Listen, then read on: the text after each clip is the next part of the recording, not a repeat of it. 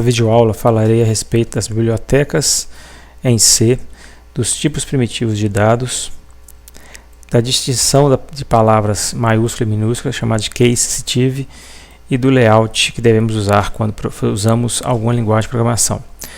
Lembramos que essas aulas estão disponíveis no site mategraph.com.br, curso Linguagem C, introdução essa específica em premissas. No Dev, com ele aberto, quando abrimos um programa e tentamos escrever um certo código, precisamos incluir as bibliotecas. Isso ocorre na linguagem C porque ela trabalha sempre com bibliotecas. O que é uma biblioteca? Isso aqui, esse comando inclui IOString, significa dizer que estamos incluindo uma biblioteca. Essa biblioteca, ela entende o que os comandos fazem e executam e sabem executar esse comando. Então, quando tentamos executar, por exemplo, o cout, como nessa linha 5, se eu tentar executar, vai me retornar um erro nesta linha. Por quê? Porque simplesmente a linguagem não sabe o que esse comando cout faz. Para mim resolver isso, então eu preciso de escrever use namespace std. Desta maneira, então, agora esse comando cout, do modo que está escrito, a linguagem C saberá resolver isso.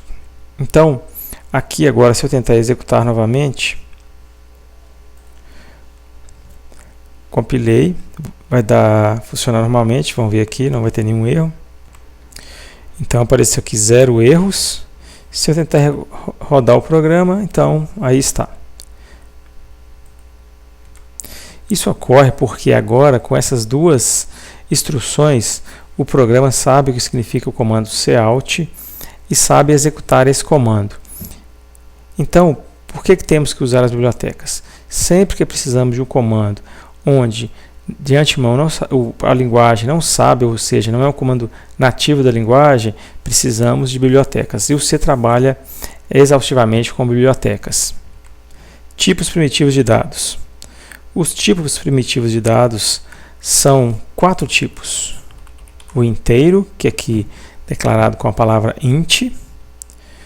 O real, aqui podemos entender essa palavra float como sendo para variáveis que precisam de ter, vamos dizer, casas decimais. Float não significa real, float significa floating. Então, essa palavra, esse inteiro, vem da palavra integer, que em inglês significa inteiro. Então, a contração integer. Floating vem da palavra floating, que significa flutuante. Por que não é real e flutuante? Para entender melhor isso, você deve estudar algum assunto relacionado chamado aritmética de ponto flutuante. E lá você vai entender melhor por que essa questão de chamar flutuante. Não vou entrar em detalhes aqui nessa aula. O outro tipo é o char, ou caractere. E o outro é o booleano, ou lógico.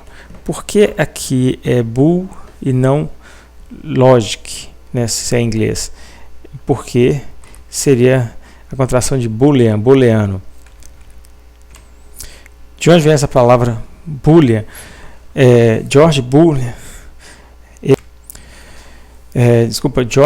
foi um matemático britânico que desenvolveu a lógica booleana, que é fundamental na lógica de programação. Questões relativas à verificação se uma coisa é verdadeira ou falsa, e é justamente isso, né? São os valores que uma variável, por exemplo, deixa eu chamar aqui status, essa variável status pode ter o valor verdadeiro ou falso. Então a variável caractere, por exemplo, nome, ela pode ter um valor, então, relativo a um nome, conjunto de caracteres. Float, por exemplo, y, uma variável numérica que pode receber tanto números inteiros quanto números com fração ou fracionados, né? Por exemplo, x, uma variável que só teria valores inteiros. E o que é case sensitive? que é o nosso assunto, né? Próximo assunto. Case sensitive é a distinção que as linguagens de programação, no caso a linguagem C, faz em relação a variáveis que você, por exemplo, pode escrever uma variável x minúscula, ou uma variável x maiúscula. São variáveis são variáveis diferentes. Eu poderia escrever, por exemplo, uma outra variável aqui chamada nota, ou nota. Essas três variáveis, apesar de ter o mesmo nome, são variáveis diferentes. Por quê? Aqui o caractere foi alterado para O maiúsculo, aqui um outro caractere diferente. Então, ou seja, se alterar um caractere do nome da variável, aquela variável passa a ser outra variável, mesmo tendo o mesmo nome. Mudou o caractere, é outra variável. Então, cuidado com essa situação, porque para não fazer confusões desse tipo. Então, se você declarar uma variável chamada nota dessa forma, em todo o programa você vai ter que usar este nome, do mesmo jeito que está aqui. Não pode alterar nada. O layout de programação. Quando se programa, é extremamente importante deixar certos espaços aqui, como eu fiz nesse caso, onde eu mantenho o recuo e esse recuo me permite entender melhor, olha só, onde começa o programa e onde termina o programa. Essa chave aqui fechando é relacionada a quem? A esse int. Se você quiser, você pode pôr essa chave na linha de baixo e a gente consegue verificar que ela está alinhada. Não tem nada impedindo aqui no meio do caminho. Então começa aqui, termina aqui, entre as chaves, né? Então, esse layout é extremamente importante, principalmente quando começarmos a utilizar